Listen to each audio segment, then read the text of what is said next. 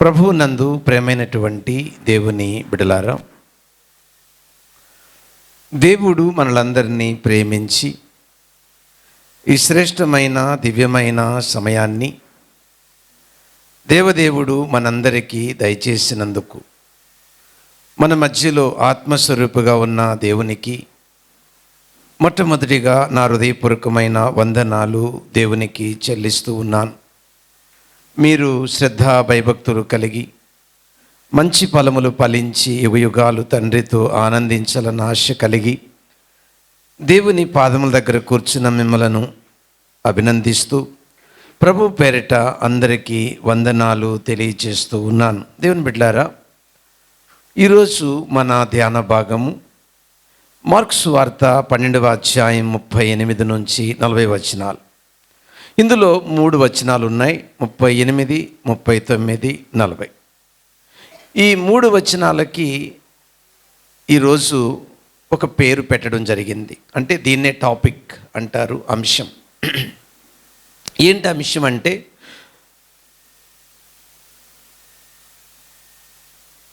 మోసపు లేక అబద్ధపు మోసపు హృదయం. బోధకులు గురించి మాట్లాడుతూ యేసు ప్రభు శాస్త్రులు గూర్చి జాగ్రత్త పడండి అనే పదం ఉపయోగించారు. అక్కడ మోసపు హృదయము గురించి ఈరోజు మనము నేర్చుకోబోతూ ఉన్నాం. అబద్ధపు మోసపు హృదయమును గుర్తించుట ఎలా? ఇందులో 5 కారణాలు ఉన్నాయి. మొదటి కారణం నిలువుటు అంగీ కోరుకునే హృదయం. 2 వందనములు లేక పొగడతను కోరుకునే హృదయం. 3 అగ్రస్థానము కోరుకునే హృదయం. 4 విధవ రాండ్రులను ఇండ్లను దిగమింగే హృదయం. 5 దీర్ఘ ప్రార్థనలు చేసే హృదయం. ఇవి 5 కారణాలు. 6వది వీటి యొక్క ఫలితం ఏంటి? ఇలాంటి మోసపు హృదయానికి వచ్చే శిక్ష. మరీ వివేశముగా వారికి శిక్ష వచ్చును. అది 6వ పాయింట్. ఈ 3 వచనాలలో 6 విషయాలు మనము నేర్చుకోబోతున్నాం. ప్రార్థన చేసుకుందాం. ప్రేమ కలిగిన తండ్రి, వాక్యం అనే రొట్టె విరచి ఆత్మకు జీవాహారంగా పెట్టి మమ్మలను సర్వసత్యములో నడిపించి మా మనోనేత్రాలు తెరచి మా ఆత్మకు జీవాహారముగా మీ వాక్కులు అందించి మమ్మలను సర్వసత్యములో నడిపించుమని యేసుక్రీస్తు నామమున అడుగుచున్నాము తండ్రి, ఆమేన్. దేవుని బిడ్డలారా, మనము వచనము వెంబడి వచనాన్ని ధ్యానం చేస్తూ ఉన్నాం. మార్కు సువార్త 12వ అధ్యాయం 38వ వచనం చదువుదాం. మరియు ఆయన వారికి బోధించుచు ఇట్లా నేను శాస్త్రాలను గూర్చి జాగ్రత్త పడుడి. మనం ఎప్పుడైనా ఎక్కడికైనా ప్రయాణమై వెళ్ళేటప్పుడు జోబు దొంగలున్నారు, జాగ్రత్త. అర్థమైందా? ప్రయాణములో పెద్దలు మనకు చెప్పే మాట జాగ్రత్త. దొంగలున్నారు, జాగ్రత్త. మోసగాళ్ళు ఉన్నారు, జాగ్రత్త. అదే పదాన్ని ఈరోజు యేసు ప్రభు సంఘంగా మనకు తెలియచేస్తున్నాడు. అబద్ధ బోధకులున్నారు, జాగ్రత్త. అంతే. అబద్ధ బోధకులున్నారు, జాగ్రత్త. దేవుని పిల్లలారా, వాళ్ళని కనుక్కోవడం చాలా కష్టం. వాళ్ళని కనుక్కోవడం చాలా కష్టం. జేబు దొంగలను కూడా కనుక్కోవడం చాలా కష్టం. నేను ఒకసారి ట్రైన్లో వెళుతూ ఉన్నాను. ట్రైన్ ఎక్కుతూ ఉన్నాను. ఒక అతను, హలో బ్రదర్ బాగున్నారా అన్నాడు. నేను ఎక్కడో మీరు ఎవరు అన్నా. నేను మీకు తెలియదా అన్నాడు. ఈ లోపల వెళ్ళిపోయాడు. నా జేబులో నుంచి చాలా వెళ్ళిపోయింది. అలా ఉంటాయి. కాబట్టి దొంగని ఎట్లా గుర్తిస్తాం? అతను పలకరించిన పలకరింపు నాతో ఆయనకి ఎంతో పరిచయం ఉన్నట్టు పలకరించాడు. మన జీవితాలలో మోసగాళ్ళైన అబద్ధ బోధకులను గుర్తించడం చాలా కష్టం. అయితే అది ఎట్లా గుర్తించగలము అనడానికి ఈ 6 పాయింట్స్ లేదా 5 పాయింట్లు ఉన్నాయి. వీటిని వరుసగా చూస్తాం. దీంట్లో పాయింట్ 1 ఏంటంటే, ఈ అబద్ధ బోధకులు లేదా మోసపు హృదయము కలిగిన ఈ బోధకులు ఏం కోరుకుంటారు అని అంటే, నిలువుట అంగీలను కోరుకుంటారు. అసలు అంగీ కూడా ఎందుకు వచ్చింది అన్నది ప్రశ్న ఇప్పుడు ఇక్కడ. అంగీ దేనికి గుర్తుగా ఉంది? ఆదికాండం 37వ అధ్యాయం 3వ వచనం మనం గమనిస్తే అక్కడ, మరియు యోసేపు ఇశ్రాయేలు వృద్ధాప్యమందు పుట్టిన కుమారుడు గనుక తన కుమారులందరికంటే ఎక్కువగా అతని ప్రేమించి అతని కొరకు విచిత్రమైన నిలువుటంగి కుట్టించెను. విన్నారండి? ఏ అంగి? నిలువుట. ఇప్పుడు నేను వేసుకున్నదే వినండి. ఎందుకు ఈ నిలువుటంగి కుట్టించడం జరిగింది అని అంటే, ఆ భాగమంతా చదివితే అతడు చెడుతనాన్ని విసర్జిస్తూ ఉన్నాడు. అన్నల యొక్క చెడు సమాచారము తండ్రి యొద్దకు తీసుకొస్తున్నాడు. సో ప్రత్యేకమైన జీవితానికి ఒక గుర్తుగా ఈ అంగీ కనబడుతుంది. చెప్పండి. ప్రత్యేకమైన జీవితానికి గుర్తుగా ఈ అంగీ కనబడుతుంది. అది పాయింట్ 1. అంగీ గురించి వివరిస్తున్నానండి, అర్థం చేసుకోవాలి. సమూయేలు మొదటి గ్రంథం 2వ అధ్యాయం 19వ వచనం. సమూయేలు మొదటి గ్రంథం 2వ అధ్యాయం 19వ వచనం.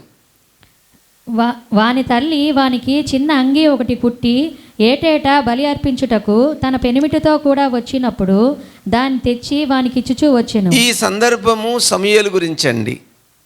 షిలోహు అనే ప్రాంతములో ఏలి అనే యాజకుని దగ్గర సేవ చేస్తున్న సమూయేలుకి తల్లి ఏం తీసుకొచ్చి ఇచ్చింది? అంగీ దేవుని సన్నిధిలో దేవుని యొక్క సేవ చేసే సేవకునకు గుర్తుగా ఉంది. ఒకటి, ప్రత్యేకమైన జీవితానికి గుర్తుగా ఉంది. 2, సేవా కార్యక్రమాలకు గుర్తుగా ఉంది అంగీ. ఈ అంగీ గురించి చాలా విపులంగా ఉన్న అధ్యాయం ఏంటంటే, నిర్గమాకాండం 39వ అధ్యాయం అంతా కూడా వస్త్రాల గురించే రాయబడిందండి. మొదటి వచనం చదువుదాం. యెహోవా మోషేకు ఆజ్ఞాపించినట్టు పరిశుద్ధ స్థలములో అహరోను చేయు సేవ నిమిత్తము నీల ధూమ్ర రక్తవర్ణములు గల సేవా వస్త్రములు చాలండి. ఈ అంగీ సేవా వస్త్రాలకు సూచనగా ఉంది. సేవ, దేవుని సన్నిధిలో సేవ చేసే వ్యక్తులకు దేవుడిచ్చిన వస్త్రాలు. ప్రధాన యాజకునికి ఈ వస్త్రం, యాజకునికి ఈ వస్త్రం, ముఖ్యంగా నిలువుటంగి ఉంటుంది. వాటికి మళ్ళీ ఎక్స్ట్రా ఉంటాయి కొన్ని. ఓకే, టోటల్గా సేవా వస్త్రాలు అన్న పదం అర్థం చేసుకుంటే చాలు. అంటే నా హృదయ స్థితిని, నా హృదయ అంతరంగ స్థితిని, ఇదిగో ఈ నిలువుటంగి తెల్లని వస్త్రమునకు, అంటే వస్త్రము నా హృదయ స్థితిని చూపిస్తుంది అని అర్థం అండి. ఈ తెల్లటి అంగి నా హృదయ స్థితి, నేను దేవునితో నాకున్న రిలేషన్, దేవునితో నాకున్న సంబంధం, దేవునితో నాకున్నటువంటి అవినాభావ సంబంధాన్ని తెలియచేస్తుంది అంగి. అయితే వీళ్ళు ఆ ఉద్దేశంతో అంగి వేసుకోవట్లేదండి. మరి ఏ ఉద్దేశంతో అంగీలు కోరుకుంటున్నారు వీళ్ళు? అది ఇప్పుడు మీకు వివరించబోతున్నాను. ఇప్పటి వరకు పాజిటివ్ చెప్పాను, అసలు అంగీ ఎందుకు వచ్చిందో చెప్పాను. అయితే వీళ్ళు దేవుడి యొక్క ఉద్దేశాన్ని పక్కన పెట్టి వీళ్ళు అంగీ ఎందుకు కోరుకుంటున్నారు, నిలువుటంగీలు ఎందుకు వేసుకొని తిరుగుతున్నారు వీళ్ళు, ఈ శాస్త్రులు, ఈ బోధించేవారు అని అంటే కారణం చెప్తున్నాను ఇప్పుడు. మత్తయి సువార్త 23వ అధ్యాయము 25, 26. అయ్యో వేషధారులైన శాస్త్రులారా, పరిసయ్యులారా, మీరు గిన్నెయు పళ్ళెమును వెలుపట శుద్ధి చేయుదురు గాని అవి లోపల దోపుతోనూ అజితేంద్రియత్వములోనూ నిండి ఉన్నవి. చాలు. మీ హృదయము చెడిపోయింది, మీ హృదయము పాడైపోయింది. చెడిపోయిన హృదయాన్ని, పాడుపోయిన హృదయాన్ని మనుషులకు తెలియకూడదని, మనుషులకు మంచివాళ్ళగా, మనుషులకు నీతిమంతులుగా, మనుషులకు పరిశుద్ధులుగా, మనుషులకు మమ్మలను నీతిమంతులు అని అనుకునేలాగా ఈ వస్త్రాలు ధరిస్తున్నారు. అంటే ఇక్కడ గిన్నె అంటే అర్థం హృదయం. గిన్నె అంటే అర్థం హృదయం. యేసుప్రభు ఏమంటున్నాడంటే, మీరు ముందు లోన శుద్ధి చెయ్యండి, దానంతట అదే బయట శుద్ధి అవుతుంది. అంటే లోన మార్పు వస్తే ఆ మార్పును ఈ శరీరం చూపిస్తుందండి. దాని అర్థం అది.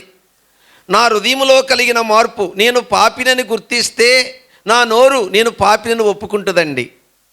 నా అంతరంగములో పరాయి స్త్రీని అసహించుకుంటే నా కన్ను వెంటనే ఇలా తిప్పేస్తుందండి. సో ప్రభు అంటున్నాడు, లోన గిన్నె శుద్ధి చేయి, అప్పుడు బయట నీ క్రియలలో, నీ నడకలో, నీ ఊహల్లో, నీ తలంపుల్లో, నీ ఆలోచనలో, నీ ప్రవర్తనలో పవిత్రత కనబడుతుంది అన్నాడండి యేసు ప్రభు. కానీ వీళ్ళేం చేశారంటే ఆ హృదయంలో ఉన్న చెడు, ఆ హృదయంలో ఉన్న కామ, క్రోధ, మదమత్సరాలు, జారత్వం, అపవిత్రత, కామకత్వం, విగ్రహారాధన మొదలైనవి వాటిని మనుషులకు కనబడకుండా వీళ్ళేసుకున్న తెల్లని వస్త్రాలతో మోసం చేస్తున్నారు. అదేండి అంగి. ఇంకా ఒకటి చూద్దాం, వీళ్ళు అంగి వేసుకొని ఎట్లా మోసం చేస్తున్నారో ఇంకొక సందర్భం చెప్తున్నానండి. మత్తయి సువార్త 23:27-28. అయ్యో వేషధారులైన శాస్త్రులారా, పరిసయ్యులారా, మీరు సున్నము కొట్టిన సమాధులను పోలి ఉన్నారు. అవి వెలుపల శృంగారముగాను అగపడును గాని లోపల చచ్చిన వారి ఎముకలతోనూ సమస్త కల్మషముతోనూ నిండి ఉన్నవి.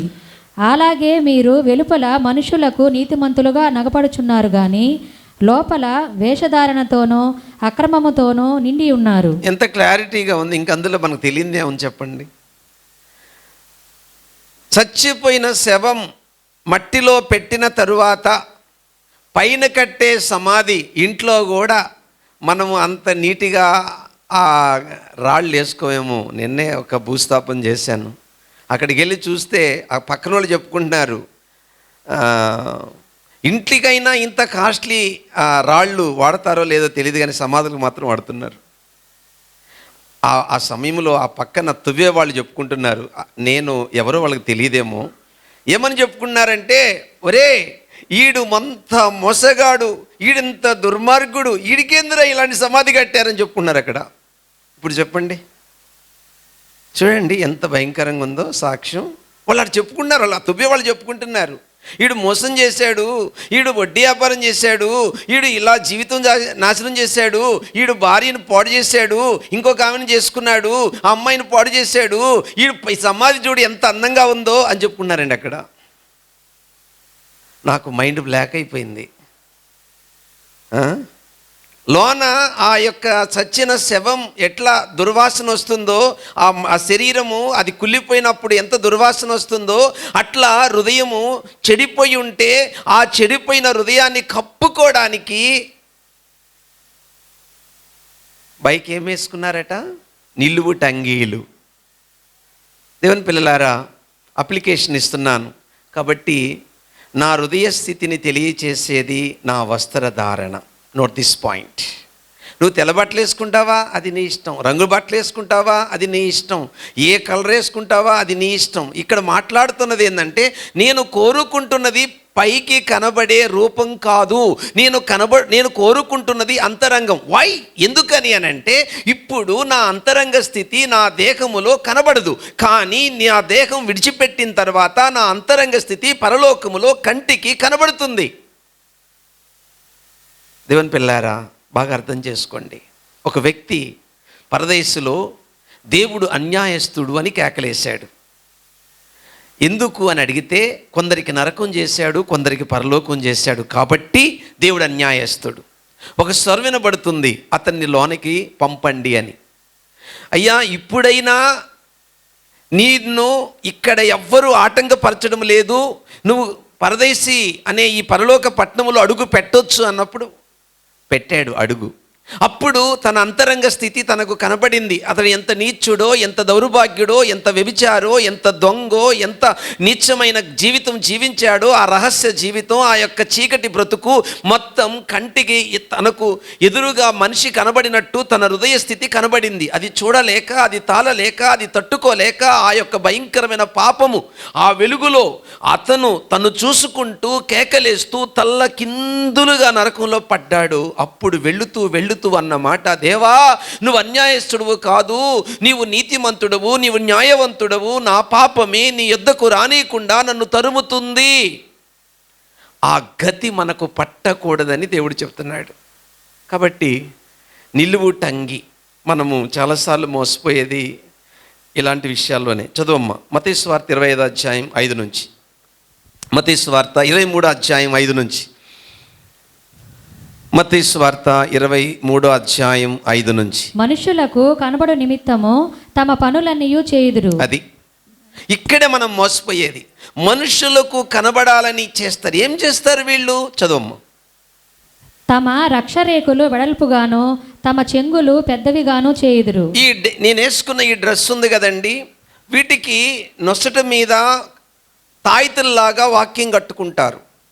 కింద రకరకాల రంగులు, అంటే నీతికి, పవిత్రతకు, పరిశుద్ధుడు పరిశుద్ధుడు అని దేవునికి నామం ఉంది కదండి.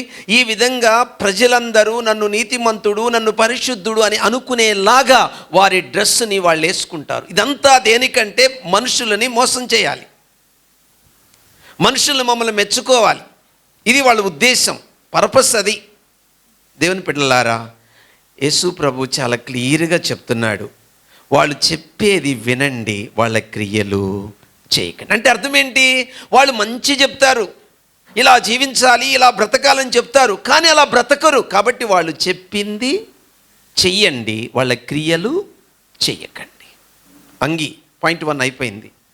అంగి వీళ్ళు ఏం కోరుకుంటారంటే పై రూపాన్ని కోరుకుంటారు, అంతరంగాన్ని, స్థితిని ఎప్పటికీ కోరుకోరు అని దాని అర్థం. పాయింట్ 1. పాయింట్ 2, 2 సంత వీధులలో వందనాలు కోరుకుంటారు. ఇక్కడ వందనాలంటే అర్థం పొగిడించుకోవడం అనే అర్థం, గుర్తుపెట్టుకోండి. కొంతమంది వాళ్ళని కానీ పొగడకపోతే ఇక ఈ పైనున్న సీలింగ్ కూడా లేచిపోతుంది, అంత భయంకరంగా ఉంటుంది గొడవ. ఎన్నో చూశానండి, అందుకే చెప్తున్నాను మీకు. ఫ్యాన్ ఇస్తే ఫ్యాన్ మీద పేరుండాలా, ఏసీ ఇస్తే ఏసీ మీద పేరుండాలా, పులిపేట ఇస్తే పులిపేట మీద పేరుండాలా, మీరు కూర్చుంటే చైర్ ఉంటే చైర్ వెనక పేరుండాలా, ఆ పేరు చదవాలా. అర్థమైందా? పొగడాలా. ఎలా పొగడాలా? మత్తయి సువార్త 6వ అధ్యాయం 2వ వచనం. మత్తయి సువార్త 6వ అధ్యాయం 2వ వచనం. కావున నీవు ధర్మము చేయునప్పుడు మనుషుల వలన ఘనత నొందవలనని వేషధారులు సమాజ మందిరములలోనూ వీధులలోనూ చేయులాగున నీ ముందర బూర ఊదింపవద్దు. బూర చాలండి. బూర అంటే పొగడ్డం, గుర్తుపెట్టుకోండి. కాబట్టి ఇలాంటి హృదయం మోసపు హృదయం. ఇలాంటి హృదయం ఎవరికి ఉన్నా వారు దేవుని రాజ్యములో ప్రవేశించరు, గుర్తుపెట్టుకోండి. ప్రవేశించరు అంటే దేవుడు రావద్దని అండండి. మనం వెళ్ళలేము, నోట్ దిస్ పాయింట్. మనము వెళ్ళలేము అంటే పాపము అక్కడికి మనను వెళ్ళనివ్వదు. దేవుడు ఎప్పుడు ఏమండి, మీరు అక్కడికి వెళ్ళిన తర్వాత ప్రభువా తప్పైపోయింది, ప్లీజ్ ప్రభువా తప్పైపోయింది వస్తానంటే వద్దన్నాడు. గుర్తుపెట్టుకోండి పదం. దేవుడు మిమ్మల్ని వద్దు అన్నాడు, మనం వెళ్ళలేము. రండి, వాస్తవాలు బోధించేటప్పుడు సత్యాన్ని గ్రహించండి. సో ఎట్టి పరిస్థితుల్లో మనల్ని ఇంకొకరు పొగడాలని కోరుకోవద్దు.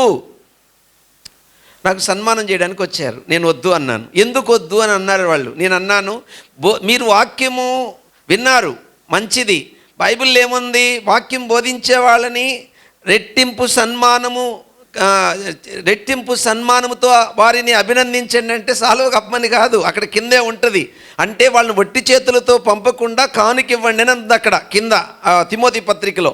సో అక్కడ గణపరచడానికి దేవుడు ఒక్కడే అర్హుడు. సేవకుడు దేవుని చేతిలో కేవలం దాసుడు. అంటే ఆయన ఏం చెప్తే అది చేసి నిష్ప్రయోజకుడైన దాసుడు. కాబట్టి పొగిడించుకోవడం కానీ, లేదా ఘనత పొందడం కానీ, లేదా పూలేయించుకోవడం కానీ, లేదా దండయించుకోవడం కానీ, లేదా అందరూ ఆయన మీద పాలు పోయడం కానీ, లేదా ఆయన మొక్కడం కానీ, ఇది భయంకరమైన పాపం. వారు మనుషుల్ని నరకపాత్రులుగా చేస్తున్నారు. స్తుతి, మహిమ, ఘనత, ప్రభావములు యుగ యుగములు ప్రాణం పెట్టి తిరిగి లేచిన దేవుడికే కలుగునుగాక. ఏ మనుషుడు ఘనతకు అర్హుడు కాడు. మనం పొగిడించుకోకూడదండి, మనకు రైట్స్ లేవు. మీరు సాక్ష్యం చెప్పేటప్పుడు కూడా యేసయ్యనే పొగడాలా. మీ సాక్ష్యంలో యేసయ్యని హైలైట్ చేయాలా. మీ సాక్ష్యంలో యేసు ప్రభువుకు పెద్దపీట వేయాలా. ఎందుకంటే ఆయన ప్రాణం పెట్టాడు, మిమ్మల్ని రక్షించాడు, మీకు జీవం పోసాడు, మీ జీవితాలు అద్భుతాలు చేశాడు. సో సేవకుని వాడుకోవచ్చు, సేవకురాలను వాడుకోవచ్చు, విశ్వాసులను వాడుకోవచ్చు. వాళ్ళ ప్రార్థన దేవుడు విన్నాడు, గుడ్, వాళ్ళు గౌరవిస్తాం, దట్స్ ఆల్. బట్ మహిమ, ఘనత, ప్రభావములు యుగ యుగములు దేవునికే కలుగునుగాక. ఆ విషయాన్ని మనం మర్చిపోవద్దండి. కాబట్టి ఈ పొగడ్తల గురించి ఇంకా మీకు లోతుగా చెప్తాను, జాగ్రత్తగా వినండి. యోహాను సువార్త 5వ అధ్యాయం 44. అద్వితీయ దేవుని వలన వచ్చు మెప్పును కోరక, అది అద్వితీయ దేవుని వల్ల వచ్చు మెప్పును కోరక. చదువమ్మా. ఒకని వలన ఒకడు మెప్పు పొందుచున్న మీరు ఎలాగ నమ్మగలరు? ఒకని వలన ఒకనంటే మనుషులు మెప్పు కోరు మీరు దేవుణ్ణి ఎలా నమ్మగలరు? Note this point. నేను ఆగరా నోట్ దిస్ పాయింట్. ఏముంది చెప్పండి. నేను మనుషులు మెప్పు కోరుతున్నానంటే ఎవరిని నమ్మలేదు. సూపర్గా చెప్పారండి. ఇవ్వండి, బాగా వినండి. నేను దేవునికి ఇచ్చానండి, నేను వెంటనే ఇంత ఇచ్చాను అనిపించుకుంటున్నాను అని అంటే ఇంక పరలోకం లేనట్టేగా. పరలోకంలో నాకు రావాల్సిన ఫలము లేనట్టేగా. అంటే నేను నమ్మలా దేవుణ్ణి. నేను ఇచ్చేది దేవునికే తెలియాలనుకుంటే నేను ఎవరిని నమ్మినట్టు? ఎంత అద్భుతమైన మాట చూడండి. మనుషులను మెప్పు మీరు కోరుకుంటే ఎప్పటికీ దేవుని మెప్పును కోరరు. అంటే అర్థం ఏంటి? ఇక పరలోకంలో దేవుని మెప్పు లేదని అర్థం. అక్కడ పరలోకములో దేవుని మెప్పు ఉందనుకున్నవాడు భూమి మీద మెప్పు కోరడు. ఇంకొక మాట చూద్దాం. యోహాను సువార్త 12వ అధ్యాయం 43వ వచనం. యోహాను సువార్త 12:43. వారు దేవుని మెప్పు కంటే మనుషుల మెప్పును ఎక్కువగా అపేక్షించారు. అబ్బా, అసలు ఆ మాట వింటేనే బాధేస్తుందండి. దేవుని మెప్పు కంటే మనుషుల మెప్పును ఎక్కువగా అపేక్షించిరి. అబ్బబ్బబ్బ, ఏంటండి ఎంత దారుణం అండి, ఎంత దారుణం ఇది. ఏమండి, పొగడాల. రెవరెండ్ అని పిలవకపోతే ఇంకా ఆయన వాక్యం కూడా చెప్పడు. డాక్టర్ అని పిలవకపోతే వాక్యం చెప్పడు. ఒక ఆయన అలిగే వెళ్ళిపోయాడు, నన్ను డాక్టర్ అని పిలవలేదని. యేసు ప్రభు అన్నాడు, మీరు గురువు అని పిలిపించుకోవద్దు, బోధకుడని పిలిపించుకోవద్దు, తండ్రి అని కూడా పిలిపించుకోవద్దు, మీరు సహోదరులని పిలిపించుకోండి అని ఉంది బైబిల్లో. ఉందా మాట? మత్తయి సువార్త 23 అదేమంతా ఉన్నది. యేసు ప్రభువే చెప్పాడు. ఈ నిలువుటంగీలు వేసుకున్న వాళ్ళని ఉద్దేశించే చెప్పాడు. మీరు బోధకుడు అంటే దాని అర్థం రెవరెండ్ అని, బిషప్ అని ఇట్లా పిలిపించుకోవద్దు. మనమందరం ఎవరమండి? సహోదరి సహోదరులు. దట్స్ ఆల్, అంతే. బ్రదర్ అండ్ సిస్టర్, ఇదే మన రిలేషన్. బ్రదర్ అండ్ సిస్టర్, ఇదే మన రిలేషన్ పరలోకంలో. దేవుని పిల్లలారా, నా మైండ్లో, నా హృదయంలో ఈ కోరిక ఉండకూడదు. ఏ కోరిక? నన్ను ప్రజలు పొగడాలి. వాళ్ళు రాగానే అంటే గౌరవించడం వేరండి. సేవకుడిగా ప్రజలాడి చెప్తాం వందనం, అది వేరండి. దాని గురించి మాట్లాడట్లేదు, తప్పని చెప్పట్లే బైబిల్. సో వీళ్ళ ఉద్దేశం ఏంటంటే మేము నీతిమంతులము, లేచి నిలవబడి సాష్టాంగ నమస్కారం చేయాలి. అది దాని అర్థం. సాష్టాంగ నమస్కారం ఎవరికి చేయాలండి? మనుషులు దేవుని యొక్క మహిమను ఏం చేయకూడదు? దొంగిలించకూడదు. ఓకే, ఇంకొంచెం లోతుగా చెప్తాను. ఓకే, తెస్సలోనికి రాసిన మొదటి పత్రిక 2వ అధ్యాయం 6వ వచనం. తెస్సలోనీయులకు రాసిన మొదటి పత్రిక 2వ అధ్యాయం 6వ వచనం. నిజమైన సేవకులు ఎలా ఉంటారు? మరియు మేము క్రీస్తు యొక్క అపస్తులమై ఉన్నందున అధికారము చేయుటకు సమర్థులమై ఉన్నను. మీ వలననే గాని ఇతరుల వలననే గాని మనుషుల వలన కలుగు ఘనతను మేము నోట్ చేసుకోండి అందరూ. మనుషులు వలన కలుగు ఘనతను మేము ఏ మాత్రము కోరుకోము. నిజమైన సేవకుడు మనుషులు వల్ల వచ్చు ఘనతను కోరుకోడు. ఎవరి స్టేట్మెంట్ అండి ఇది? ఎవరి స్టేట్మెంట్ ఇది? పౌలు అంటున్నాడు, అంతకుముందు కొందరు మేము అపొస్తలుమని, నేను ఫలానా బిషప్ అని, రెవరెండ్ అని, డాక్టర్ అని పిలిపించుకున్న వాళ్ళు వచ్చి పౌలుకి అపొస్తలత్వం లేదు, అతడు దీనికి అర్హుడు కాదు అని బోధించారు వాళ్ళకి. అది విని పౌలు అంటున్నాడు, ఇదిగో మేము మనుషుల నుండి వచ్చు ఘనతను కోరడం లేదు, దేవుని నుండి వచ్చు మెప్పును కోరుకుంటున్నాం. నిజమైన దేవుని సేవకుడు మనుషులు మెప్పు కొరకు సేవ చేయడు. దేవుని పిల్లారా, అది మీరు అబ్జర్వ్ చేయాలి. అందుకే నేను ఏమంటున్నానంటే, వాక్యం కాదండి, వాక్యం అద్భుతంగా ఉంటుందండి, గుర్తుపెట్టుకోండి.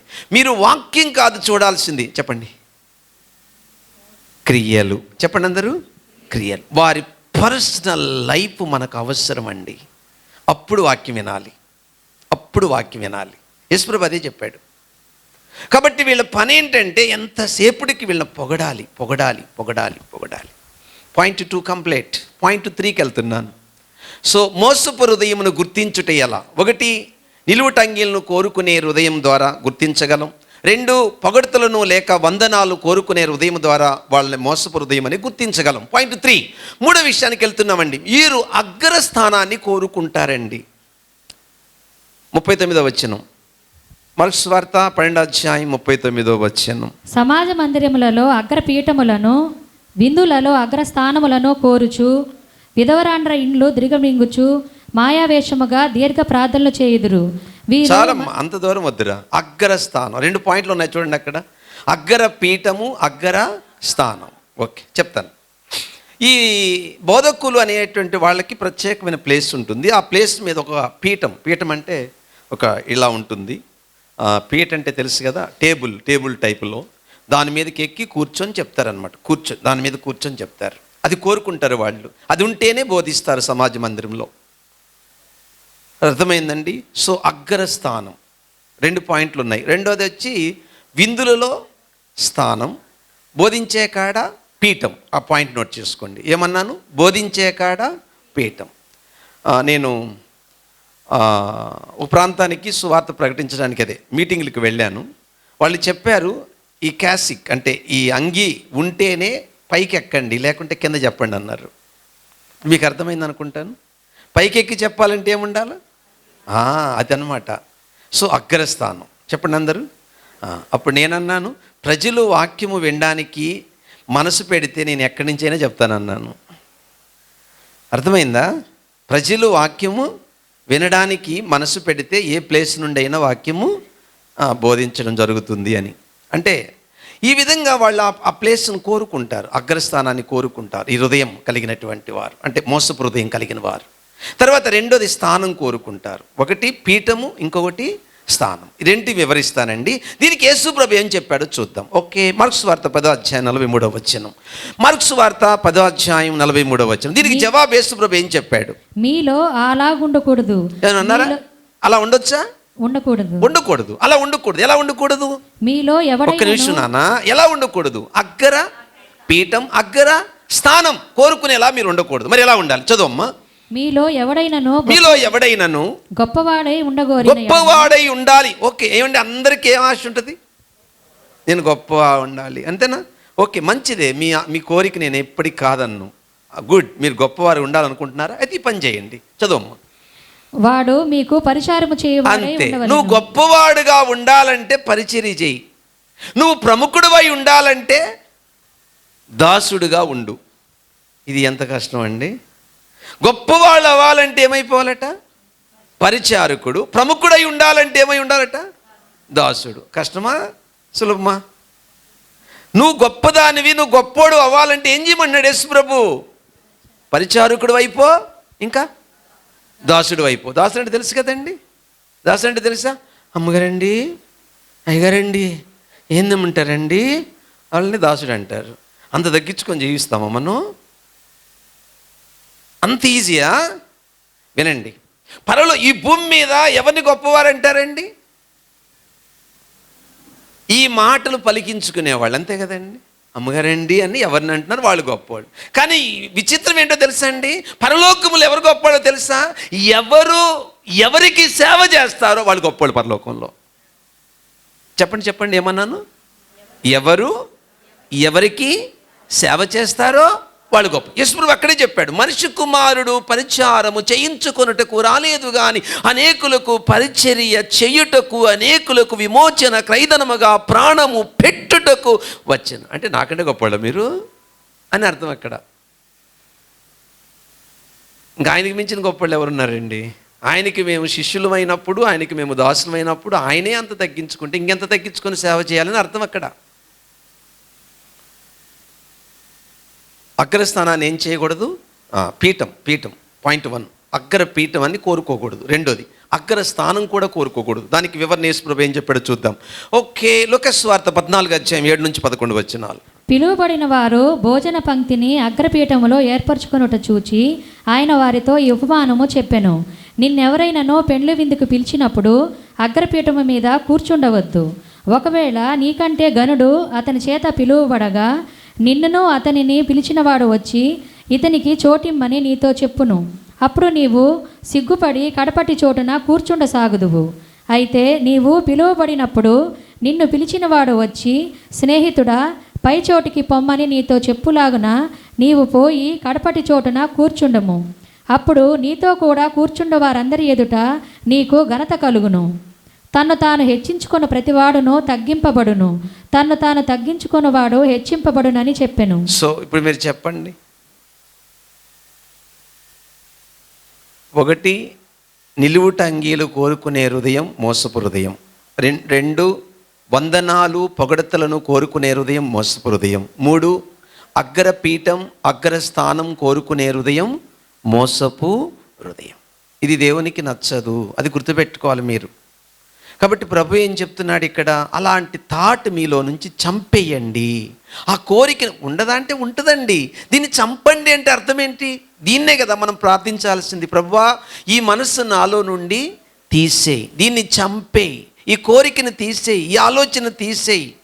ఏమండి, ఎంతో మంది ఇలాంటి విషయాల్లో అలిగి గొడవలు పెట్టుకొని కొట్లాట పోలీస్ స్టేషన్లకు వెళ్ళి 2-3 చర్చీలు అయ్యాయండి. ఇక్కడే మమ్మల్ని గౌరవించలేదు, మమ్మల్ని పిలవలేదు, మాకు ప్రార్థన ఇవ్వలేదు, మమ్మల్ని పలకరించలేదు. దేవుని పిల్లలారా, గుర్తుపెట్టుకోండి, దేవుడు నన్ను చూస్తున్నాడు అన్న థాట్తో ప్రతి క్షణం మనం బ్రతకాలి. అది మర్చిపోవద్దు మీరు. Okay, 3rd one complete. 4th వన్కి వస్తున్నానండి. ఇక్కడ విధవరాండ్ల ఇండ్లను దిగమింగుట. బాబోయ్, ఆ మాట ఇంటేనే భయం వేస్తుంది. విధవరాండ్ల ఇండ్లు దిగమింగడం అంటే తెలుసా మీకు? మాకేం తెలుసు పాస్టర్ గారు ఆ భాష అంటారా? ఇందాక చూడండి, పాపము మన సాల్మన్ గారు చదివినప్పుడు జనరల్గా నేను ఫస్ట్లో అలాగే చదివాను, కానీ అది దాన్ని ఆ ఒక్క పదాన్ని కనుగొనడానికి నాకు 3 అవర్స్ పట్టింది. అసలు ఈ పదం ఎందుకు పెట్టారు, దీని భావం ఏంటి అని కనుగొనడానికి 3 గంటలు టైం తీసుకున్నాను నేను. ఓకే, తర్వాత ముగింపులో చెప్తాను. రైట్, ఇప్పుడు మనం 4th వన్కి వచ్చామండి. విధవరాండ్ల ఇల్లు దిగమింగడం అంటే అర్థం ఏంటంటే అండి, ఆ దినాలలో వీళ్ళు ఏం చేసేవాళ్ళంటే, విధవరాళ్ళ దగ్గరికి వెళ్ళి, ఇదిగో నీకు ఈ శాపం పోవాలంటే, నీకు ఈ పాపం పోవాలంటే, అసలు ఎందుకు ఎదురాలయో తెలుసా, నీ భర్త ఎందుకు చచ్చిపోయాడు తెలుసా, నీకు ఈ శాపం వచ్చింది, నీకు ఈ పాపం వచ్చింది, నీకు ఈ దోషం ఉంది, అందుకని నువ్వేం చేయాలంటే ఇంత డబ్బు కడితే, ఇంత డబ్బు ఇస్తే, ఈ బలి అర్పిస్తే, ఈ కానుకిస్తే, అప్పుడు నీ శాపం పోతుంది, నీ పాపం పోతుంది, నీకు వచ్చినటువంటి దోషం పోతుంది అని చెప్పి వాళ్ళ యొక్క జీవనాధారం కూడా దోచుకున్నారండి ఆనాటి బోధకులు. ఆ మధ్య ఒక విషయం విన్నా, పేరు చెప్పనండి. ఒక పేద ఆమె వచ్చి, సార్ మీరు మాకు పెళ్ళి చేయాలి, ఎంత మీ పెళ్ళి తీసుకునే కానుక లేక ఆ పెళ్ళి రిజిస్ట్రేషన్ ఖర్చు అంటే 40,000 అడిగాడట. ఎంత? మేము పేదోళ్ళం సార్, రెక్కాడితే డొక్కాడుతుందంటే పేదోళ్ళు అంటున్నారు కాబట్టి 20కి దిగుతాను అన్నాడట. ఎంత? మీరు చెప్పండి, ఏమనాలి ఇప్పుడు వీళ్ళని? కడుపు నింపుకొను కాపరలారా మీకు శ్రమ.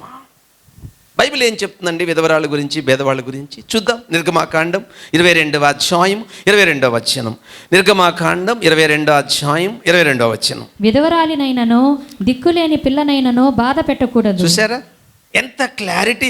ఏమండి, ఈ వాక్యం వాళ్ళకి తెలియదా? వాళ్ళు ఈ వాక్యము బోధించడం లేదా? ఈ వాక్యము సమాజ మందిరంలో చదవడం లేదా? ఈ వాక్యం వాళ్ళు వల్లించడం లేదా? ఈ వాక్యం వాళ్ళ మనసులో లేదా అంటే, ఇందాకేం చెప్పానండి, వాళ్ళ హృదయములో ఏ మాత్రం దేవునికి చోటు లేదు. డ్రెస్సింగ్ అంతే, అనిపించుకోవాలా, నేను సేవకుణ్ణి, నేను గురువుని, నేను బోధకుణ్ణి, నేను డాష్ పలానా బిషప్ అని అనిపించుకోవాలి. వెరీ వెరీ వెరీ డేంజర్ అని చెప్తున్నాడు దేవుడు. పనిష్మెంట్ ఎలా ఉంటుంది తర్వాత చెప్తానులేండి.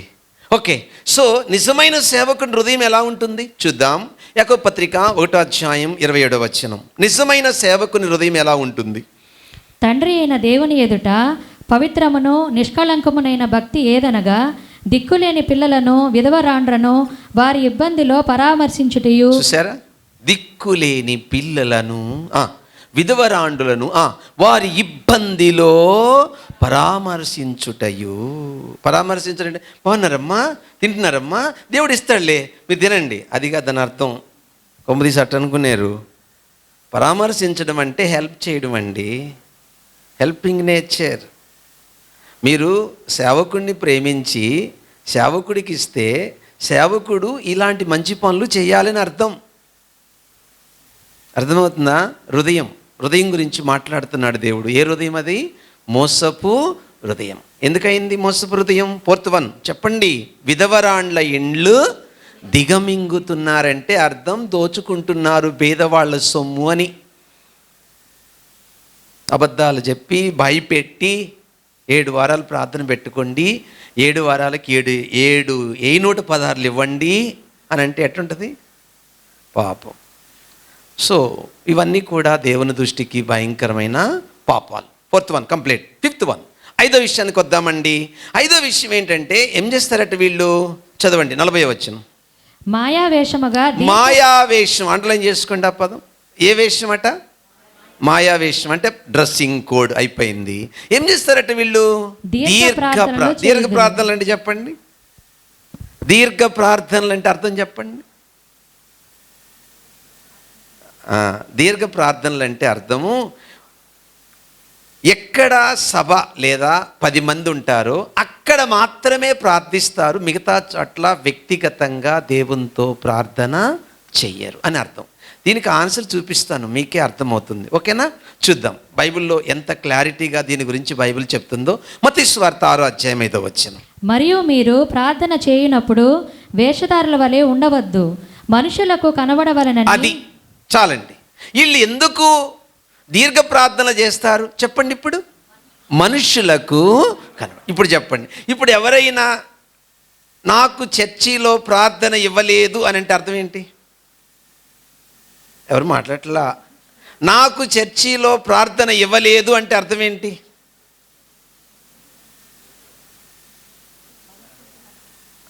అంటే ప్రార్థన అడిగిన వాళ్ళందరూ వేస్తారులేనా? నాకు చర్చిలో ప్రార్థన ఇవ్వలేదు అని చెప్పి చర్చికి మానేస్తారు అనుకో, దాని అర్థం ఏంటి? నా ప్రార్థన ఎవరు వినాలి? మనుషులు వినాలి. నా పాట ఎవరు వినాలి? నా బోధ ఎవరు వినాలి? నా సాక్ష్యం ఎవరు వినాలి? బాగా వినండి. నిజమైన దేవుడు కోరుకున్న హృదయం ఎలాంటిదో చూద్దాం. మత్తయి సువార్త 6వ అధ్యాయం 6వ వచనం.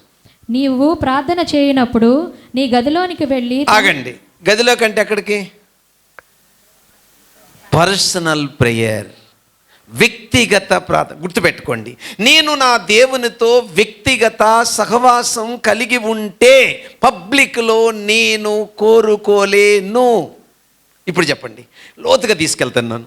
ఇప్పుడు చూడండి, పబ్లిక్లో నేను ప్రార్థన చేసేటప్పుడు నేను చాలా క్లుప్తంగా చేస్తున్నాను అంటే అర్థం దేవునితో నేను ఎక్కువ గడుపుతున్నానని అర్థం.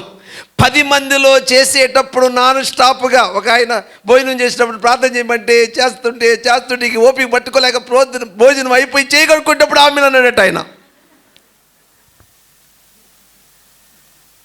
ఇప్పుడు చెప్పండి, దేవునితో నాకు వ్యక్తిగత ప్రార్థన జీవితము ఉంటే 10 మందిలో చేసే ప్రార్థన చెప్పండి ఎలా ఉంటుంది? క్లుప్తంగా, షార్ట్ కట్లో ముగిస్తారండి. ప్రసంగం కూడా అంతేనండి. దేవునితో నేను ఎక్కువ సమయం గడుపుతున్నాను అంటే ప్రసంగం షార్ట్ అండ్ స్వీట్గా ఉంటుంది. దేవునితో గడపకుండా నేను పులిపీఠం ఎక్కి మైకి తీసుకున్నానంటే ప్రజలు నిద్రపోతున్నా కూడా ఆగదండి. ఇక నోట్ దిస్ పాయింట్. దేవునితో నాకున్న రిలేషన్, దేవుడు ఎంతవరకు చెప్పమంటే అంతవరకు చెప్పి ఆపేస్తాను అంతే. ఇక నోటికి వచ్చింది అలా చెప్పేస్తే దేవుడు మక్కిలు కీళ్ళు అన్నీ ఇచ్చేస్తాడు ఒకరోజు.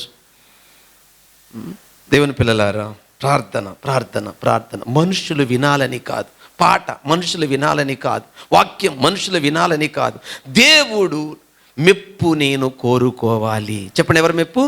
దేవుని మెప్పు కోరుకోవాలి, మనుషుల మెప్పు కాదు. ఎన్నైనాయండి మోసపు హృదయాన్ని గుర్తించడానికి ఎన్ని కారణాలు చెప్పాను?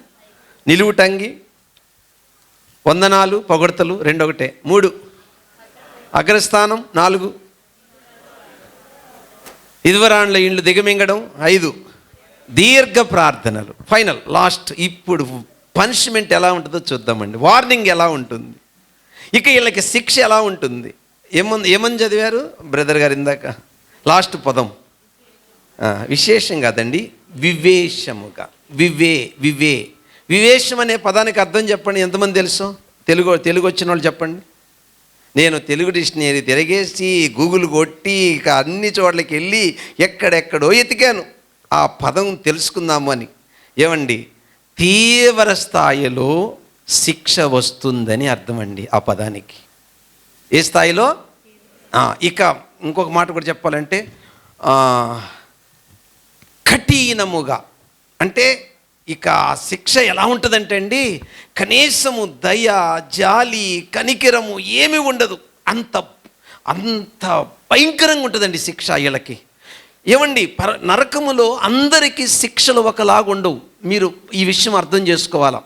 ఎవరైతే ఇలా మనుషుల్ని మోసం చేసి ఇలాంటి డ్రెస్సులు వేసుకొని ఇలాంటి బిషప్ లేకుంటే రెవరెండో లేకుంటే ఇంకొక పేరు పెట్టుకొని నా హృదయము పాడు చేసుకొని పరాయి స్త్రీలతో సంబంధం కలిగి మోసం చేసి ప్రజల సొమ్ము దోచుకొని ఇలా జీవిస్తూ మనుషుల్ని మాయ చేసి ఇలా ఎవడైతే బతుకుతాడో వాడికి ఒక అన్యుడు లోకములో అసలు యేసుప్రభు తెలియకుండా చచ్చిపోయిన వాడికి ఇద్దరికి ఒక్కలాంటి శిక్ష నరకములో ఉండదు. వీడి శిక్ష వర్ణాతీతం, అంత భయంకరంగా ఉంటుంది. ఒక ఎగ్జాంపుల్ చెప్తాను వినండి. ముందు బైబిల్ ఏం చెప్తుందో చెప్తాను. పాత నిబంధనలో ఇలాంటి వాళ్ళ గురించి ఏం చెప్తుంది? ద్వితీయోపదేశకాండం 13:5. యేసు వారితో ఇట్లు చెప్పసాగెను, ఎవడనో మిమ్మును మోసపుచ్చకుండా చూచుకొనుడి. 13:5. మీ దేవుడైన యెహోవాను గూర్చి చేయకూడదు. మీ దేవుడైన యెహోవా మీ సమస్త గోత్రములలో తన నామమును స్థాపించుకొనుటకు నివాస స్థానముగా ఏర్పరచుకొని స్థలమును వెదికి అక్కడికే యాత్రలు చేయుచుండవలెను. నీవు నడవవలనని నీ దేవుడైన యెహోవా నీకు ఆజ్ఞాపించిన మార్గములో నుండి నిన్ను తొలగించినట్లు ఐగుప్తు దేశములో నుండి మిమ్మను రప్పించి దాస్య గృహములో నుండి మిమ్మను విడిపించిన మీ దేవుడైన యెహోవా మీద తిరుగుబాటు చేయుటకు మిమ్మను ప్రేరేపించును గనుక ఆ ప్రవక్తకేమి ఆ కలల కనువాడి, విన్నారా? ఆ ప్రవక్తకేమి ఆ బోధకుడికేమి ఆ కలల కనువాడికేమి మరణశిక్ష విధింపవలెను. ఏ శిక్ష అండి? మరణశిక్ష. రాళ్ళతో కూడా చంపేమనుంది. ఒకసారి ఊహించుకోండి. పాత నిబంధనలో ఎవడైనా అబద్ధ బోధ చేస్తే, ఎవడైనా అబద్ధ ప్రవచనం చెప్తే, ఎవడైనా అబద్ధ కలకని దేవుడు నాకు ఇలా చెప్పాడని చెప్తే వాడిని ఏం చేయాలటండి? రాళ్ళతో కూడా చంపేయాలి. అది పాత నిబంధన. క్రొత్త నిబంధనలు ఏమనుందో చూద్దాం. గలతీ పత్రిక 5:10. గలతీ పత్రిక 5:10. పౌలు ఏమన్నాడు? ఈ దుర్బోధ, ఈ అబద్ధాల బోధ, ఈ మోసపు హృదయం కలిగిన వాళ్ళు బోధించే బోధ గురించి ఏం మాట్లాడుతున్నాడు? మీరెంత మాత్రమునో వేరుగా ఆలోచింపరని ప్రభువునందు మిమ్మను గూర్చి నేను రూఢిగా నమ్ముచున్నాను. మిమ్మను కలవర పెట్టుచున్నవాడు ఎవడైనను, విన్నారా? వాడు మిమ్మల్ని కలవర పెట్టుచున్నవాడు ఎవడైనను. ఆ మధ్య ఒక బోధ విన్నాను. అదేంటంటే, సిస్టర్, బ్రదర్, మీరు ఎలాగైనా బతకండి, సాయంత్రం అయ్యేటప్పటికి ప్రభువా నేను పాపినంటే పాపాలు మొత్తం కడిగేస్తాడు, మళ్ళీ మీ ఇష్టం, తినండి, తాగండి, అమ్మాయిని పెళ్లి చేసుకోండి, వదిలిపెట్టండి, ఏమన్నా చేయండి, రోజు యేసు రక్తంలో కడుక్కోండి, పరలోకం పోతున్నాడు అంటే ఒకడు. అలాంటి వాళ్ళ గురించి మాట్లాడుతున్నాడు ఇక్కడ. చదువమ్మా. వాడు తగిన శిక్షను భరించును. తగిన శిక్ష. మూల భాషలో ఇందాక బ్రదర్ చదివారు కదా, వివేశముగా అంటే బహు విపరీతముగా, భయంకరమైన తీవ్ర స్థాయిలో వచ్చే ఉగ్రత. ఎగ్జాంపుల్ చెప్పి ముగిస్తాను. పరిశుద్ధక్క అని ఒక ఆమె ఉండేది. చెప్పండి పేరు. ఆమె ఎప్పుడు తెల్లచీరే కట్టుకుంటుంది, బైబిల్ చేతిలో పట్టుకుంటుంది. ఎవరు పలకరించినా ఆమెను పరిశుద్ధక్క వందనాలు అంటారు. అట్లాగా అందరూ ఆమె అలా అన్నారు. కానీ ఆమె అలాగే అనుకున్నారు. ఎందుకంటే ఆమె మాట, ఆమె చూపు, ఆమె వస్త్రధారణ, ఆమె భాష, ఆమె అంత టోటల్ ఆమె లైఫ్ పైకి కనబడేది. ఏది ఎవరు ఎప్పుడు ఆమెను అనుమానించిన దాఖలాలు లేవు. ఏది ఆమె చచ్చిపోయిన దాకా. చివరికి ఆమె చచ్చిపోయింది, నరకానికి పోయింది. నరకానికి వెళ్ళిన తర్వాత అడుగుతున్నాడు, అక్క, భూమి మీద నీకున్న పేరు ఎవరికి లేదక్క. మీరు పట్టిన బైబిలు, మీరు చెప్పిన ప్రసంగాలు, మీరు పాడిన పాటలు, మీ యొక్క భాష, మీ యొక్క అంటే భాష అంటే భాషలు మాట్లాడదాం, ఇవన్నీ చూస్తే అక్క అస్సలు నువ్వేంటక్క ఇక్కడికి నరకానికి వచ్చావనంటే కన్నీళ్లతో, వేదనతో అక్కడ సైతానుకు సంబంధించిన దూతలు శూలాలతో పడుస్తూ ఉంటే, ఆమెను హింస పెడుతుంటే తాళలేక, తట్టుకోలేక, భరించలేక కేక కేకలేస్తూ అరుస్తూ పలికిన మాటలు ఏంటో తెలుసా? తమ్ముడు, భూమి మీద నువ్వు చెప్పినట్టే తెల్ల వస్త్రాలే కట్టుకుంటేనా, చేతిలో బైబులే పట్టుకుంటేనా, ఇంటింటి ఇల్లు తిరిగి సువార్తే ప్రకటించితేనా, ఎక్కడ పడితే అక్కడ గట్టిగా అరుస్తూ కేకలేస్తూ భాషలే మాట్లాడి తినా, ప్రవచనాలే చెప్పి తినా, ఇవన్నీ ప్రజల దృష్టిలో నేను పరిశుద్ధ అని పేరు సంపాదించుకుంటున్నా. బట్ నాకు భర్త ఒక గవర్నమెంట్ ఆఫీసర్గా ఉంటున్న రోజులలో ఆయన ఎక్కడో దూరంగా ఆయన జాబు చేస్తూ ఉంటే ఆయనకి మధ్యనటువంటి ఈ యొక్క దూర ప్రాంతమును బట్టి, అంటే ఫిజికల్గా సంబంధం దూరమైన కారణమును బట్టి నేను ఒక వ్యక్తితో అక్ర సంబంధం పెట్టుకొని ఎక్కడ గుట్టు రట్టు అవుతుందని ఈ విషయంలో చివరి వరకు మనుషులకు గుట్టు రట్టు కాకుండా బతికింది వాస్తవమే. దేవుని పిల్లలారా, మోసపోకుడి. ఓ మనుష్యుడా, ఏమి విత్తుదవో ఆ పంట కోస్తాం. మనుషుల కోసము మనము భక్తి చేస్తే, మనుషుల కోసము మనం మంచి వాళ్ళం అనిపించుకుంటే నిన్ను తీర్పు తీర్చేది ఎవరు? నిన్ను ఉగ్రతకు పంపేది ఎవరు? నీ మీదికి దేవుడు న్యాయమైన శిక్షను అనుమతించేది దేవుడే కదా. దేవుడు మనసుకు గుర్తురాడా? దేవుణ్ణి ఆలోచించమా? దేవుని ఎదుట నిలబడడానికి నా హృదయము అంగీకరిస్తుందా? ఆ తర్వాత కొంచెం దూరంకి వెళ్ళాడు. అక్కడ ఒక అన్న ఉన్నాడు. ఆ అన్న పేరు పరిశుద్ధ అన్న. ఈమె పేరు పరిశుద్ధ అక్క. అన్నా, భూమి మీద మీరు ప్రసంగాలు చేస్తే ప్రజలు దొల్లి ఏడ్చేవాళ్ళన్నా, పాపాలు ఒప్పుకునేవాళ్ళన్నా, వందలాది మంది బాప్తీసాలు తీసుకున్నారన్నా, వందలాది మంది యేసు ప్రభును నమ్మారన్నా, నువ్వేంటన్నా ఇక్కడికి వచ్చావని అడిగితే ఏమి చెప్పను తమ్ముడా? భూమి మీద ప్రజలు నన్ను పొగడుతుంటే, ప్రజలు నన్ను గౌరవిస్తూ ఉంటే నా గతాన్ని మర్చిపోయి నేను చేసిన పాపం 1 కాదు 2 కాదు, ఎక్కడికి వెళితే అక్కడ సంబంధమే పెట్టుకుంటున్నా, ఎక్కడ పడితే అక్కడ ముందే తాగి తినా, ఎక్కడ పడితే అక్కడ ఇష్టానుసారంగా ప్రవర్తించి తినా, చివరికి నరకము అనుభవిస్తున్నాను. దేవుని పిల్లలారా, గుర్తుపెట్టుకోండి, భూమి మీద మనుషులకు కనబడాలని భక్తి చేస్తే ఒకరోజు నీ శిక్ష బహు తీవ్రంగా ఉంటుంది. ఒకరోజు నీ ఉగ్రత బహు తీవ్రంగా ఉంటుంది. అందుకే ఈ భూమి మీద ఆ భ్రష్టత్వంలోనికి వెళ్ళకూడదని, ఆ నరక శిక్షకు నీకు రాకూడదని, ఆ అగ్ని ఆరని పురుగు చావని ఘోర పరిస్థితి నీకు రాకూడదని దేవుడు మనకు శ్రమలు అందుకు పెడతాడండి. చూద్దాం, తెస్సలోనికీయులకు రాసిన 2వ పత్రిక 1వ అధ్యాయము 6వ వచనం. ప్రభువైన యేసు తన ప్రభావమును కనపరచు దూతలతో కూడా పరలోకము నుండి అగ్ని జ్వాలలలో ప్రత్యక్షమై దేవుని నెరిగిన వారికిని మన ప్రభువైన యేసు సువార్తకు లోబడిన వారికిని ప్రతిదండన చేయునప్పుడు మిమ్మును శ్రమపరచు వారికి శ్రమయు. ఏనండి, అండర్లైన్ చేసుకోండి ఆ పదం. మిమ్మును శ్రమపరచు వారికి శ్రమయు, శ్రమ పొందుచున్న మనకు, అంటే మీకంటే మనందరికీ మాతో కూడా విశ్రాంతియు అనుగ్రహించుట దేవునికి న్యాయమే. దేవుని పిల్లలారా, ఈ రోజు భర్త నిన్ను శ్రమ పెడుతున్నాడా? భార్య నిన్ను శ్రమ పెడుతుందా? పక్కింటి వాళ్ళు శ్రమ పెడుతున్నారా? నైబర్స్ నిన్ను శ్రమ పెడుతున్నారా? నీకు అది మేలు. ఎందుకంటే ఆ శ్రమ ద్వారా తప్పును తెలుసుకుంటావు, ఆ శ్రమ ద్వారా తప్పును దిద్దుకుంటావు, ఆ శ్రమ ద్వారా పాపమును విడిచిపెడతావు, ఆ శ్రమ ద్వారా హృదయ శుద్ధిని అనగా నీ అంతరంగాన్ని శుద్ధి చేసుకుంటావు. అప్పుడు అక్కడ నువ్వు ఆనందిస్తావు. నిన్ను శ్రమ పెట్టిన వారు నరకములో శిక్ష అనుభవిస్తారు.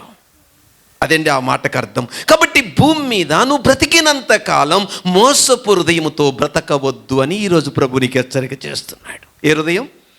మోసపు హృదయం. చెప్పండి వరుసగా. నిలువుటంగి, పొగడ్తలు, అగ్రస్థానం, విధవరాళ్ళని అంటే దోచుకోవడం, బేదల సొమ్ము, వడ్డీలకి ఇచ్చుకోడండి. ఎలాగైనా చెప్పొచ్చు కదండి, బేదల సొమ్ము దోచుకోవడం. 10 రూపాయలు వడ్డీ అంటేనే డబ్బులు ఉన్నాయి, అప్పుడు వస్తాయి, నా కాడ ఉన్నాయి బ్రదర్ ఇస్తానంటారు. 1 రూపాయి, అబ్బే పైసా లేవు. అదనమాట. అక్కడికి వస్తే అప్పుడు తెలుస్తుంది ఎంత పైసలు ఉండేది. ఓకే, ఇలా చెప్పుకుంటూ వెళ్ళిపోతే 5వది దీర్ఘ వీళ్ళందరి పనిష్మెంటు ఎంత తీవ్ర స్థాయిలో ఉంటుందండి. దేవుని పిల్లలారా, అసలు యేసు ప్రభు తెలియకుండా, యేసు ప్రభు సువార్త వినకుండా వాడు ఎవరైనా చనిపోతే వాడి శిక్ష చాలా స్వల్పంగా ఉంటుందండి నరకంలో.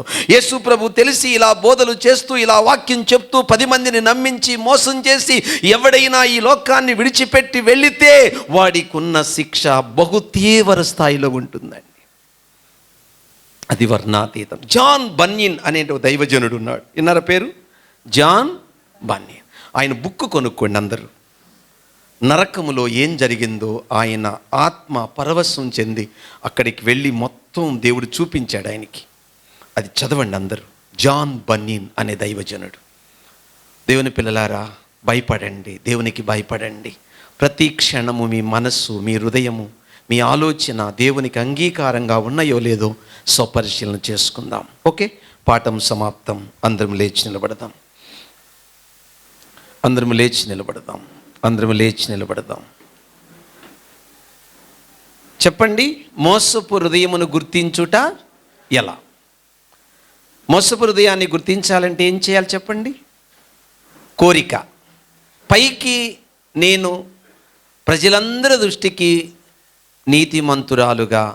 నీతిమంతుడుగా కనబడాలన్న కోరిక మంచిది కాదు. నన్ను మెచ్చుకోవాలన్న కోరిక మంచిది కాదు. ఇంకా అగ్రస్థానం అంటే ఎప్పుడు నేను అందరికంటే పైగా ఉండాలి, పై స్థాయిలో, మీరంతా నా కింద వాళ్ళు అని కోరుకోవడం మంచిది కాదు. నిరుపేదల సొమ్ము దోచుకోవడం మంచిది కాదు. ఇంకా ప్రజలకు కనబడాలని దీర్ఘ ప్రార్థనలు చేయడం మంచిది కాదు. ఇదంతా ఏ హృదయానికి సూచన? మోసపు హృదయానికి సూచన. ఇలాంటి వారి మీదకి దేవుని ఉగ్రత బహు తీవ్ర స్థాయిలో ఉంటుంది. అందుకని ఇప్పుడు మనము ఏం చేయబోతున్నాం తెలుసా మీకు? ప్రభు బల్లలో చేయబోతున్నాం. అంటే ఇలాంటి హృదయం ఒకవేళ నాలో ఉందా? బీదలను ఏమైనా నేను దోచుకుంటున్నానా? ఆలోచించండి. పైకి భక్తిగా ఉంటూ నా హృదయ స్థితిని ఎప్పటికీ నేను గమనించకుండా బ్రతుకుతున్నానా? ఆలోచించండి. ప్రజలందరూ నన్ను నేను చేసే ప్రతిదీ మెచ్చుకోవాలని కోరుకుంటున్నానా? నేను ఇచ్చే కానుకను పబ్లిక్ చేయాలని కోరుకుంటున్నానా? ఆలోచించండి, నా హృదయం ఎలా ఉందో. ఇవన్నీ కూడా దేవునికి లెక్క అప్పగించాలండి మనం. అందుకే దేహముతో జరిగించిన క్రియలు అవి మంచివైనను సరే చెడ్డవైనను సరే న్యాయపీఠం ఎదుట తనను గురించి తాను దేవునికి లెక్క అప్పగించాలి. కాబట్టి భయపడాలండి, మనం భయపడాలి. దేవుని పిల్లలారా, మారు మనసు పొంది బాప్తీసం తీసుకొని వాక్యపు వెలుగులో మనల్ని మనం దిద్దుకొని ఇప్పుడు మనం తీసుకోవాలి. ఇప్పటి వరకు వాక్యం విన్నారు కదండి. ఇప్పుడు మీరు ఏం చేయాలి? హృదయాన్ని దిద్దుకోవాలి. దిద్దుకోవడం అంటే అర్థం ఏంటంటే, ప్రభువా నాకు ఈ కోరిక ఉంది, ఈరోజు విన్న వాక్య ప్రకారం చూస్తే నాకు ఈ కోరిక ఉంది, నాకు ఈ ఆలోచన ఉంది, నాకు ఈ బలహీనత ఉంది, నాకు ఈ దౌర్భాగ్యమైన మనస్సు ఉంది, దీన్ని తీసే, ఈ మోసపు హృదయం తీసి, ఈ మోసపు ఆలోచన తీసి, ఈ మోసపు తలంపులు తీసి నీ రక్తములో నన్ను కడుగు, నన్ను శుద్ధి చేయి, నా ప్రభువు మెప్పుకోవాలి, నా ప్రభువు మెచ్చుకోవాలి, నా ప్రభువు నన్ను చూస్తున్నాడని బ్రతకడం నాకు నేర్పించని ఒక్క 5 నిమిషాలు హార్ట్ఫుల్గా ప్రేర్ చేద్దామా? స్టార్ట్. ఎవరు మౌనంగా ఉండొద్దండి ప్లీజ్.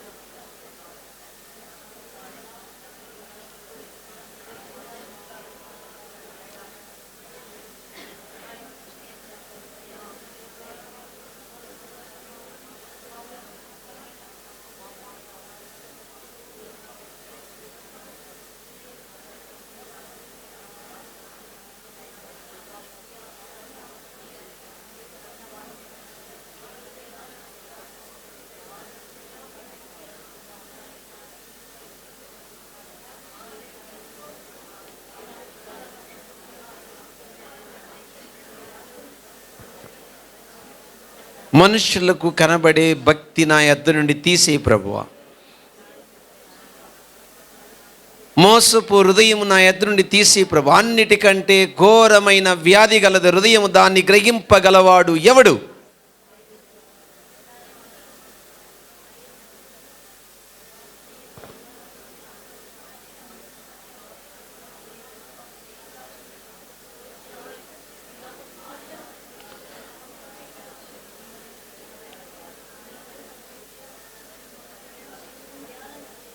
ఎవరు మౌనంగా ఉండొద్దండి. కడుక్కునే సమయం ఇది, మన గిన్నెని శుద్ధి చేసుకునే సమయం.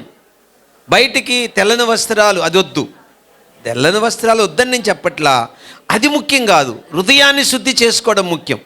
హృదయ గిన్నెని కడుక్కోవడం ముఖ్యం. అది కంపు కొడుతుందా, అది దుర్వాసనతో నిండిపోయిందా, ద్వేషమా, పగ, పక్కన వాళ్ళని పలకరించలేవా, భర్తను క్షమించలేవా, భార్యను క్షమించలేవా, అత్తను క్షమించలేవా, తోబుట్టువులను క్షమించలేవా, ఇరుగు పొరుగు వారిని క్షమించలేవా, వారితో సమాధాన పడలేవా, వారిని నీవు ప్రేమతో వారిని చేర్చుకోలేవా, పట్టిడి అన్నం పెట్టలేవా?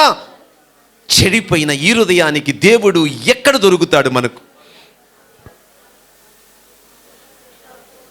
చెడిపోయిన హృదయముతో ప్రభువా ప్రభువా అని పిలుచుట ఎందుకు? చెడిపోయిన హృదయాన్ని ప్రేమిస్తూ ప్రభువుని పిలవడం న్యాయమా? నేను చెడిపోయాను ప్రభువా నన్ను కనికరించు అంటే ప్రభు హక్కున చేర్చుకుంటాడు నిన్ను క్షమించడానికి. నా హృదయం చెడిపోయింది, నా హృదయం చెడిపోయింది, నా మనసు చెడిపోయింది, నా ఆలోచన చెడిపోయింది, ప్రభువా నన్ను దర్శించు, నన్ను దర్శించు, నాతో మాట్లాడు.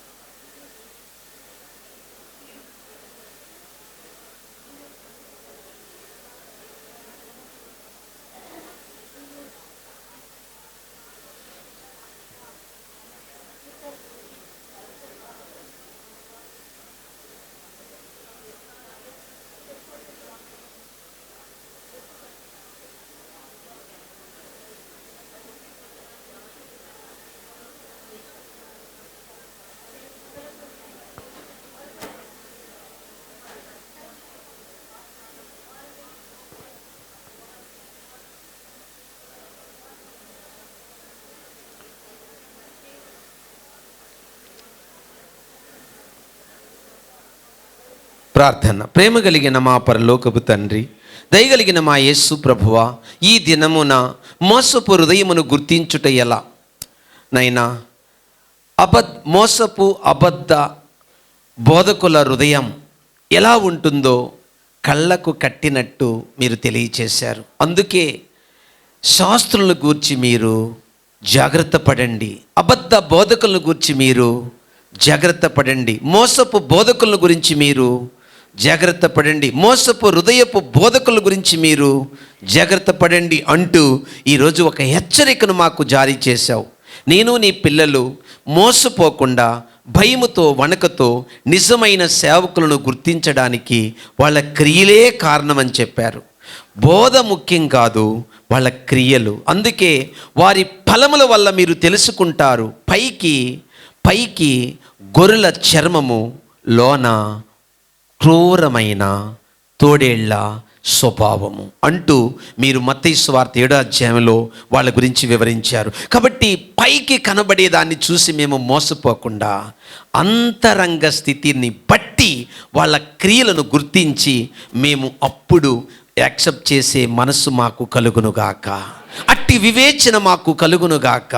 మోసపోకుండా ఉందుముగాక, వారి పాపపు ఊబిలో పడకుండా ఉందుముగాక. అట్టి వాళ్ళను కనిపెట్టే జ్ఞానము మీరు మాకు దయచేసి ఇప్పుడే మా మనోనేత్రములు తెరుచుదురుగాక. తండ్రి, ఇక్కడున్న వాళ్ళల్లో అలాంటి హృదయం మేము ఒకవేళ కలిగి ఉంటే ఆ మోసపు హృదయము ఇప్పుడే యేసు నామమున తొలగి పోవునుగాక, నీ రక్తములో కడగబడునుగాక. మాంసపు హృదయము మాకు కలుగునుగాక, పశ్చాత్తాప హృదయము మాకు కలుగునుగాక, కఠిన హృదయము తొలగిపోవునుగాక. మమ్మల్ని మేము మోసం చేసుకుంటే ఒకరోజు నీ ఉగ్రత తీవ్ర స్థాయిలో ఉంటుందని ఈరోజు ముగింపులో విన్నాము. అలాంటి ఉగ్రతకు గురి కాకుండా ఉండాలంటే ప్రతి దినము మమ్మల్ని మేము స్వపరిశీలన చేసుకోవాలి.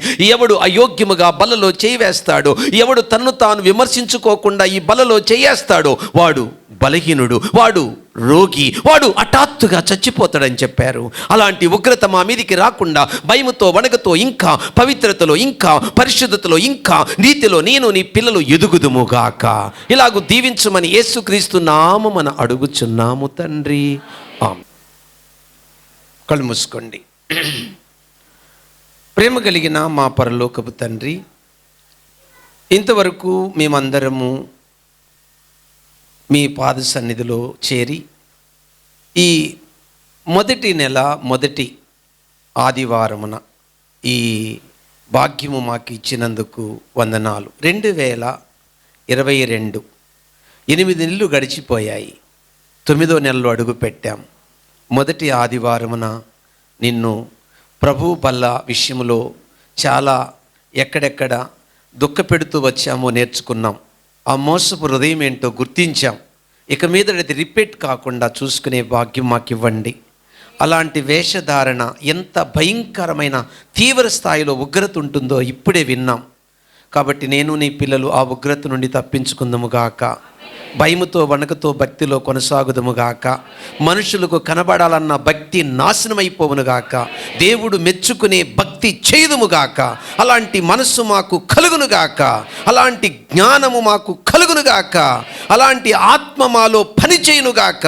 పరిశుద్ధాత్మ చేత మేము నడిపించబడుదుము గాక. బిడ్డలను పట్టి పీడిస్తున్న దుష్టుడు మోసపు హృదయము ఇప్పుడే యేసు నామమున నరకబడును గాక. ప్రతి ఒక్కరికి ఆరోగ్యము కలుగునుగాక, ప్రతి ఒక్కరికి నెమ్మది కలుగునుగాక, ప్రతి ఒక్కరికి సమాధానము కలుగునుగాక, ప్రతి ఒక్కరికి ఆయుర ఆరోగ్యాలు కలుగునుగాక. ఇలాగూ దీవించి ఆశీర్వదించండి ప్రభువా. తామరాకుపై నీళ్లు నిలవనట్టు ఈ లోకము బిడ్డల హృదయములో నిలవకుండా మూర్ఖులైన ఈ తరము వారికి వేరై ప్రత్యేకంగా నీ పిల్లలు బ్రతుకుదురుగాక. ఇలాగూ దీవించమని యేసుక్రీస్తు నామమున క్రీస్తు ఐశ్వర్యములో ప్రతి అవసరతను తీర్చమని, నీ పిల్లలను తలగా, నీ పిల్లలను పైవారుగా, నీ పిల్లలను అప్పిచ్చువారుగా, నీ పిల్లలు ఆశీర్వదకరముగా మారుదురుగాక. జాబు లేని వారికి జాబు మీరు దయచేదురుగాక. ప్రమోషన్ కోసం ఎదురు చూస్తున్న వారికి ప్రమోషన్ వచ్చునుగాక. స్థలము లేని వారికి స్థలము మీరు ఇచ్చుదురుగాక. ఇల్లు లేని వారికి మీరు ఇల్లు దయచేదురుగాక. ఎవరికి ఏ అవసరతున్నా క్రీస్తు ఐశ్వర్యములో తీర్చబడునుగాక. ఇలాగూ దీవించమని యేసుక్రీస్తు నామమున అడుగుచున్నాము తండ్రి. పరలోకమందున్న మా తండ్రి, నీ నామం పరిశుద్ధపరచబడునుగాక.